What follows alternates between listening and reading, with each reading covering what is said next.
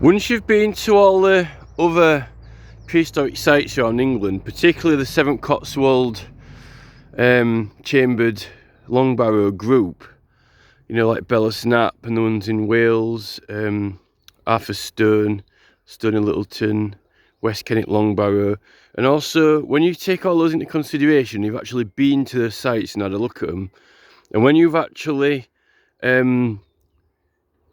take into account all the ones on the Isle of Man and the Irish ones and Scotland as well, and actually what long barrows are and used for, they're all slightly different. They all have something different about them. They have different positions of the chambers, either at the end or no chamber at all, or chambers around the side. And you've got to think that really there would be pretty much nearly all different configurations of long barrows you could think of, and possibly all different sizes. Now, with the hill forts, Castle Hill's always recognised as a hill fort, and it's called a hill fort. But if you go to Sisbury Ring in Wiltshire Downs, it's got flint mines on it, and it's actually before the Iron Age. This is usually referred to as an Iron Age hill fort, right? But Sisbury Ring's prehistoric, and they were supplying flint to the whole of England. Now, if you look at a lot of the hill forts, they don't really have a particular shape, or they have more of a random shape. Maiden Castle's like the most significant hill fort, and that hasn't got any particularly well-defined shape.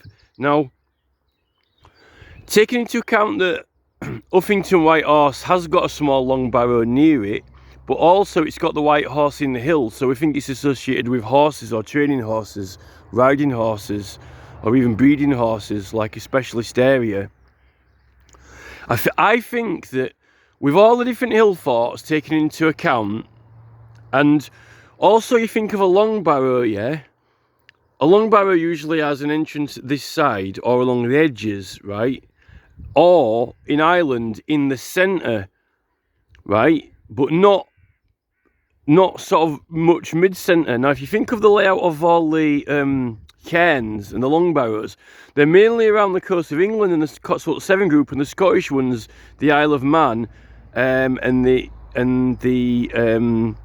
Orkney ones, and even in Ireland, a lot of them are near the rivers and stuff. So I actually think it's significant that this site is right in the middle of the island. You know, it's lower middle, but it's central to the island, in the same sort of, you know, way that you might have a passage going into the centre of a cairn or a long barrow. So I actually, with the fact of long barrows being significant in this country, right, and then also hill forts, I actually think that this particular site is a very, very strong candidate for being a long barrow and hill fort in one. So it's a long barrow and a hill fort. Now, the only reason you usually rule it out of being a long barrow is because it's got no chamber on it, but many of the mounds and long barrows don't have entrances. So why not have a very, very large one, you know, and then you can go on top of it. And the fact that you can't see from this angle here, but the shape of it on the top, actually, I think you've got to take it into context. At the moment, the only thing people want to celebrate about Castle Hill really is Victoria Tower, and what was done after 1066 when it was fortified, and Merfield Castle was also built. And that's really a sign of domination and takeover from foreigners, really. I don't think it's anything to celebrate. And if you read the accounts that they've got through the you know, from 1066 onwards, it's actually all about rape and pillage and oppression. So I don't actually think it's a good symbol of anything. Now, that ditch that's dug out, the two ditches, one near the castle and the other one, weren't there before. So the whole perimeter of the shape of the perimeter of the top of it, the hill fort on the top, is actually very much like, it is like an eye shape, but it's also like a flint shape as well. And if you think of flint being supplied in the prehistoric times from Sisbury Ring to the whole of the island, it is like a big piece of flint that's come up from the south, or the same people. But also the fact there's a long barrow here now. There isn't any, we don't know any chambered ones in West Yorkshire or any tumuluses or any dolmens. And I always kind of get a bit disappointed by that fact, because a lot of them are down south or near the coast, or Orkney, Isle of Man and Ireland. But I think that it's staring in your face, because if you think of, where are all the little small long barrows and dolmens and that, if you then reconsider your perspective of it to, wow, this is a massive, huge long barrow, a really big long barrow right in the middle of the country, then once it's that significant, you'd actually need to have any smaller ones anywhere near it, In fact, all the other ones would be satellites of this one, smaller versions, with all different specializations, depending on what the configuration and layout of them is, So I think that's something to take into consideration. And there's another thing also that I wanted to talk about, which is a lot of people have been bringing up the subject of SheenGigs. SheenGigs are those little gargoyle sculptures that you get on the side of churches, but a lot of them were destroyed, by the Christian church. And they're saying that they date from actually around the 1100s, between 1000 and 1200. Now, there are some things that you need to consider and think about and take into consideration.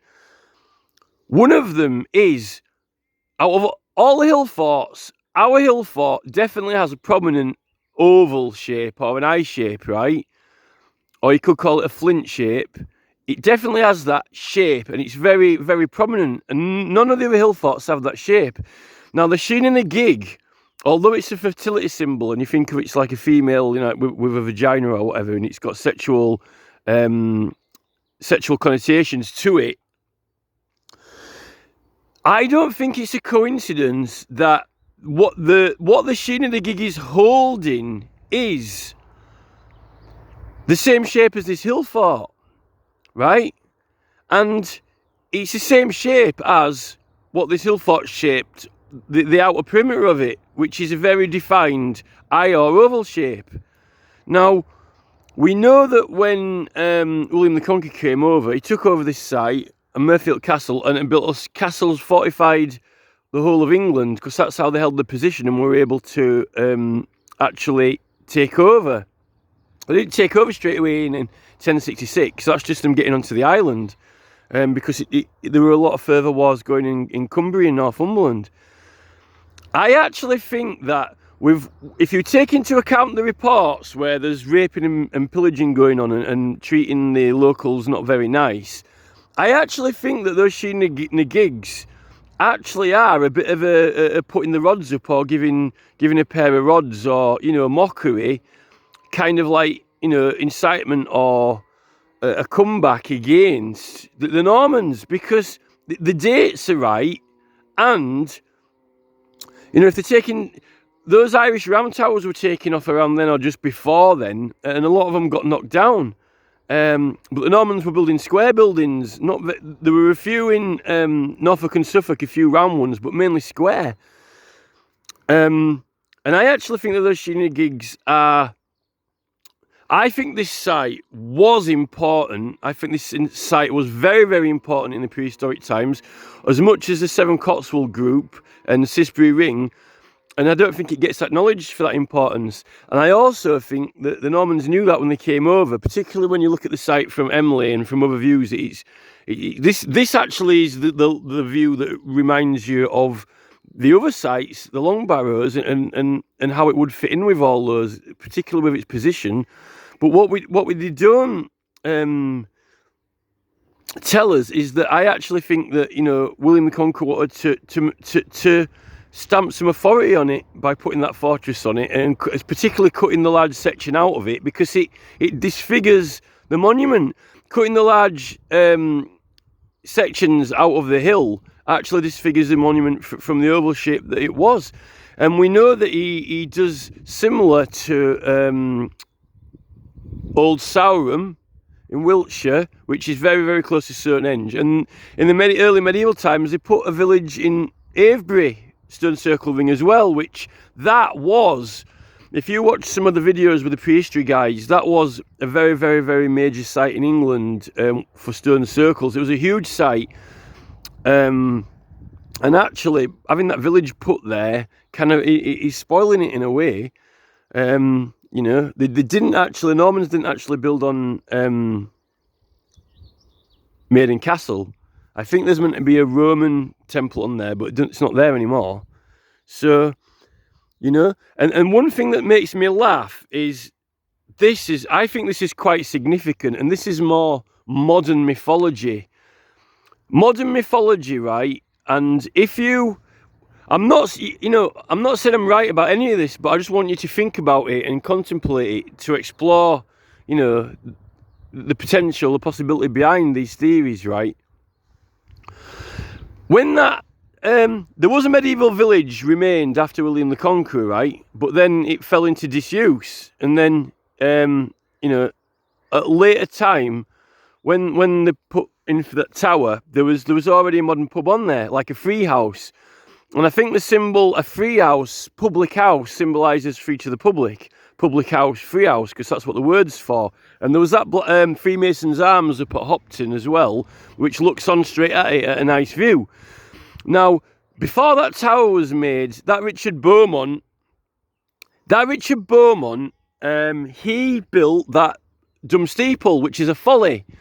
But around the time between 17 and 1800s, there were some books going around. We know about this from an Irish presentation about round towers. There were some books published with all the design and specifications of the Irish round towers from around Ireland, and they got circulated. And I think that these books inspired people like Richard Beaumont, who may have been Whig Party supporters, and, you know, who were the legacy from the Roundheads, to build on their private land these small versions of the round towers, only the top part, as a bit of a symbol that they were Whigs. Now, we know there's some more of those that popped up around that time between 17 and 1800 on other private lands around England, because people in other groups have told me about them and pointed them out to me, which I want to know about that. Now, what's the opposing party to the Whigs, to the Royalist Party, is the Tories. To the Roundheads, the Whigs are the Roundheads. The Tories are the Court Party. Now, they're the opposition party. Now, this is when we get this, you know, Isaac guy popping up with this idea for this tower, which people weren't even going for the idea for the tower at first. But it's a very Norman design, and it's a very fortress-looking design, authoritarian citadel sort of feeling building. That actually, it's quite... I don't think it looks very pleasant or happy. It looks very grim and authoritarian. Now, this actually gets built for the Victoria Jubilee, and it's clearly a big statement for the Tory party, for the Royalists. Now, that's opposite. Now, why didn't Richard Beaumont have one built on here? You know, or why didn't he try and get one built on there? Well, I think it's because he respected the site, and because he didn't want to make any more mess of the site, and he respected the site for its ancient history. You know, its sacredness is a sacred site. Although, you might say, why is the pub on there? Well, the pub's from before this tower. Now, the pub is a free house, a public house. That symbolises freedom, and everyone can go, like the public, you know, like parliaments and an electorate of elected members, you know, representing the different public. So having a free house or a public house on there sort of would signify freedom. And Beaumont having the ram tower on his land would you know, symbolical to his, you know, affiliations with the Irish ancestry, you know. Now, when this tower was being planned, so I'm looking through I'm not looking through the camera screen now, I'm looking through my actual own vision. Let's align it properly. So, when this tower was built, right, the actual time it was opened, Tolkien, right, who wrote Lord of the Rings, was 7-year-old. Now, the tower wasn't built at first. It took a while. It took him quite a few years for him to get it built. Now, I need to read up again on how long it took, but it was definitely more than, a few years. So Tolkien really would have been being born around the time they were thinking about building that tower, right? That's something you need to know, because you probably don't know that. And then when the tower's built, Tolkien is, 7-year-old. Now, people would know about it. It would be a big thing to have that Jubilee Tower built on such a site right in the middle of the country, on such a prominent landmark that's also a prehistoric site as well. And I think following that, people like Tolkien, even if, I'm pretty sure that he will have been here, but even if he didn't come here, he will have heard of it. And he will have known about the Pennines being right next to it as well. You had a lot of people who were doing painters and travellers. In fact, that painting I've got in my bag now of the painting by Tomlinson is not, I don't think it's Castle Hill, because I've been to all the different angles of Castle Hill from what angle he's painted it at, and the background landscape does not line up to it, and the landscape doesn't line up to it. So I don't think that Tomlinson painting, unless he's made in an official statement somewhere that it is Castle Hill, I think he's either painted it from memory and done a rough sketch and filled the details in at a later time when he got home, or it's not Castle Hill. Now, another thing about the Tolkien story, right? So we've got this, we had things like Glastonbury Tor, but this Jubilee on the Tower is significant. Now, as Tolkien gets older, it's going to be, like on radio broadcasts, even if they don't have TV, things like that, and in books. So I think it's going to be a prominent thing in the time of Tolkien, the era of Tolkien. This tower really signifies Tolkien actually coming into being, And when Tolkien looked back, maybe Tolkien was thinking, oh, what happened when I was born, Well, they were planning that tower. So he writes the story, and in his story, he includes a tower where the bad guy's based, and this tower he's got an eye on it, or you've definitely got to, don't take it so literally about the eye being on the top of the tower. There's a tower and an eye, right? Now, we know for a fact that the shape of Castle Hill is an eye shape, or, any other thing you want to, make similar to, you could say it's a flint shape, but it definitely is an eye shape, and that, those SheenGigs are holding an eye shape. And the thing with Tolkien is this: I think we know that Tolkien was interested in history, we know that Tolkien was interested in mythology, because he'd done a lot of research for his book and got ideas from things. Now, another thing I can tie in besides the eye shape of Castle Hill and it involving a tower, an eye in a tower, is they have mountain. There's a mountain next to the tower where Mordor is, where the ring is forged, because he does it in the fires of the volcano. Now, we do have other hills next to this, and we've got the Pennines, which you can see there. And we know that a lot of psilocybe silamentina goes on there, which is, magic mushrooms has got connection to the church, because we've got symbology of mushrooms all over the Gundestrup Cauldron, on Celtic items that are found, even like, hangers and furniture that people have found from Celtic things have all got mushrooms on them. So we know that having a long barrow near somewhere that's got a plentiful supply of mushrooms, although you can get them all over England, but we know that a lot of them do grow up on those moors. It kind of has a magical significance of, like the mountains where the magic is next to the tower. And one more thing that I actually only just realised this morning, once I started getting onto the SheenGig,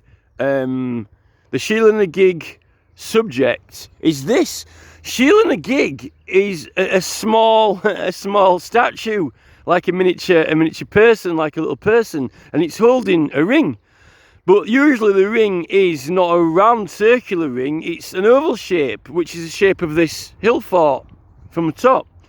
Now, really, I've just realised the SheenGig holding the ring.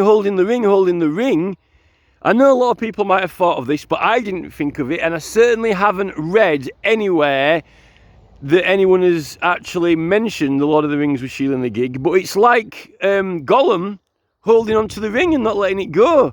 It's a little bit like the shielding the gig. So the Tolkien saga, in a way, I actually think is, in a way, having a go.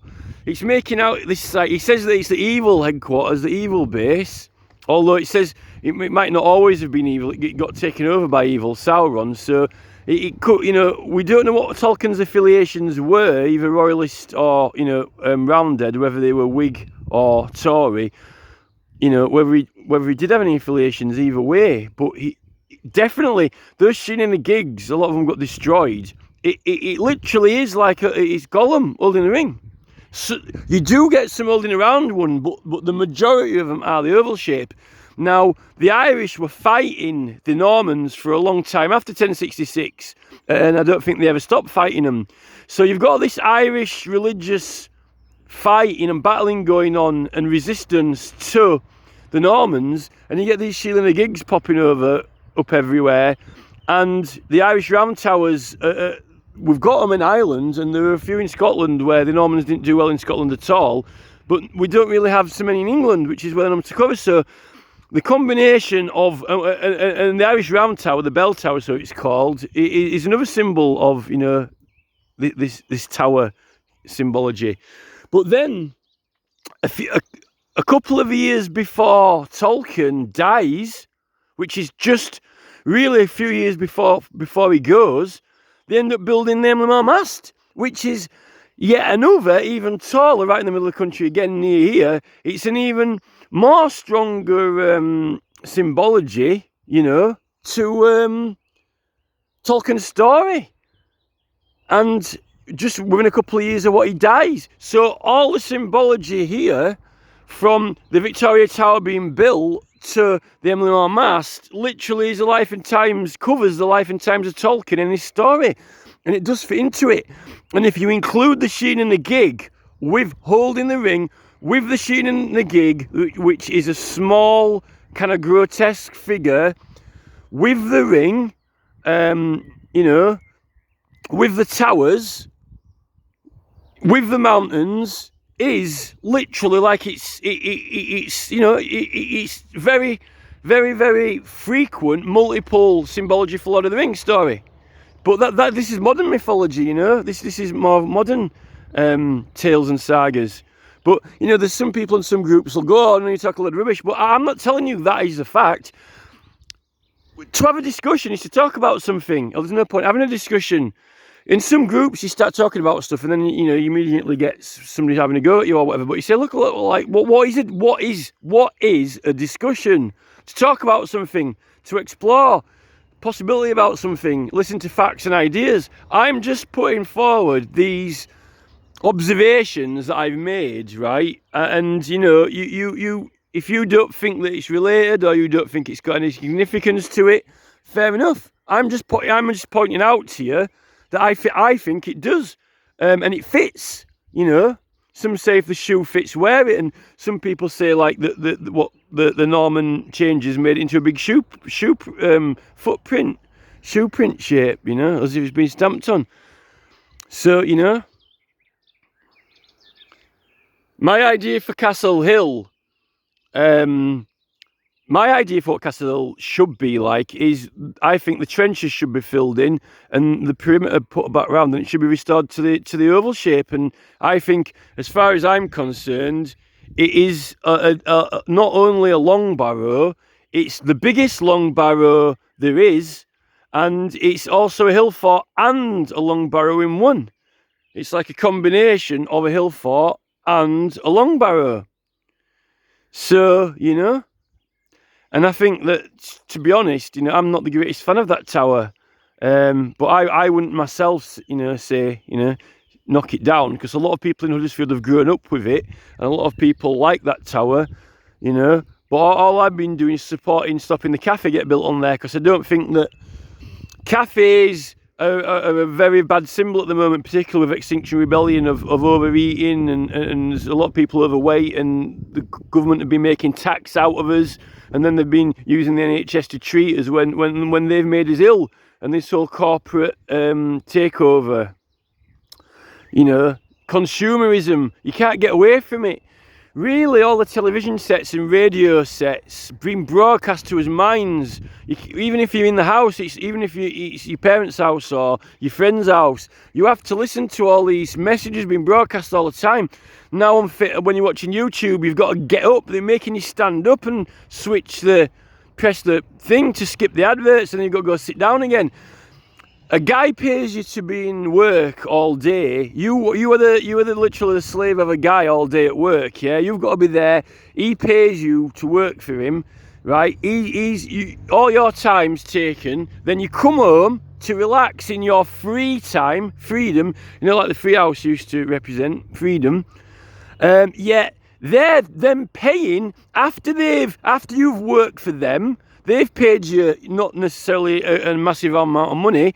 They themselves own the factories and make huge amounts of money and then make a profit on that. Then they use those profits to buy your time at home, even though you're watching a history program or watching archaeology or watching something for yourself to relax, they're then encroaching in on your own free time when you're not being paid, because the money that they took off you, they're using to buy. Again, you still can't get away from these bosses, because then they're making you get up. If you want to have to not watch what they're broadcasting to your mind when you're not at work, when you're at home, you got to stand up. Stand. It's like being in court, stand. All rise, all rise. Oh, I'm at home now. I'm not in court and I'm not at work either. I'm at home. I'm relaxing. All rise, unless you will watch our further products and you will watch our further, cakes, ice cream, buns, and you'll buy them, you'll have to watch it or you will rise. It's kind of like on Superman, they've got kneel before Zod, but instead of having kneel before Zod, what they've done now is they've flipped it over. It's stand, all rise for Zod. So you've all got to rise, to switch unless you're watching it on your phone. But I've started multitasking now. I'm doing I'm watching like a history program on my computer, and while I'm I might be on on my phone, maybe checking, if they're telling you about something, then you want to get, if they're telling you some information on a history program, then you might want to check it up before you forget, so you can go on your phone, and search for it. So, it's this ultimate power and control. And then now Boris is pulling the plug on rights, and Mark Zuckerberg is blocking people from sending too many messages to get too much political support for things. And then they're letting these admins and moderators of groups believe that they're allowed to make certain rules up. You can't have rules that break the law. Discrimination and blocking political rights when you've got a real legal right. Some groups are making up, rules that are actually in breach of human rights in the law now. Like some groups are saying no politics, but asking for someone to sign a petition about saving a site, it's not really politics in the way that they say no politics. If you're in a countryside group, you don't want to be people coming on talking about, the Tory party and Tory policies and politics, or arguing about politics. If you're in a countryside group, and you're wanting to save a local ancient site, the first place to come to get signatures for people who are interested in these sites in the countryside and actually protecting them is a countryside site. Where else? You're not going to go to a butcher's group forum to ask people to preserve an ancient monument, unless it's covered in cattle. So, or a Formula One racing site is the last place you want to go to ask people to sign a petition to protect a countryside site. So it's education of these admins and moderators, and again, it's giving them, they're getting these control buttons, and they're starting to think that the group is their front room, their own house. Anything that they don't like you doing in their house, they tell you what to do or throw you out. But it's not. If you're in a group of people, you've got to obey by the law of England, And when you've got groups of people on a national platform, particularly public groups, even if it's a private group, you've got the right to post.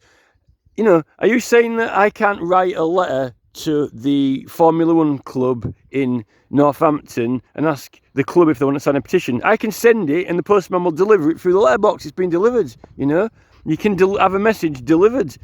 And usually you can stand outside those places, and as the members are leaving, you can ask them all anyway. But you wouldn't even need to ask through groups if Zuckerberg didn't have this cap on daily messages. And another thing that you're not paying for, we're not paying for these caps. If you were paying Zuckerberg money, then he'd probably let you send messages all day. He'd probably let you send as many messages as you wanted. Like, if Royal Mail can't stop you sending too many posts unless you reach the maximum capacity of what they can deliver. Royal Mail don't say you're only allowed to send 10 letters a day. There is a lot of people with spam on there, but Facebook should be advanced enough to people report that anyway. You report the spam. There are programs that can identify it and separate it from things that you are allowed to do, and I don't think they've quite got it right yet. But I might have to edit this bit off the discussion because I've ended up sort of going into politics, so I didn't really want to. I only wanted to talk about the Hill. So I'm going to go to another position a bit further up because I actually wanted to be in the picture, and also wanted to tell you about the signatures.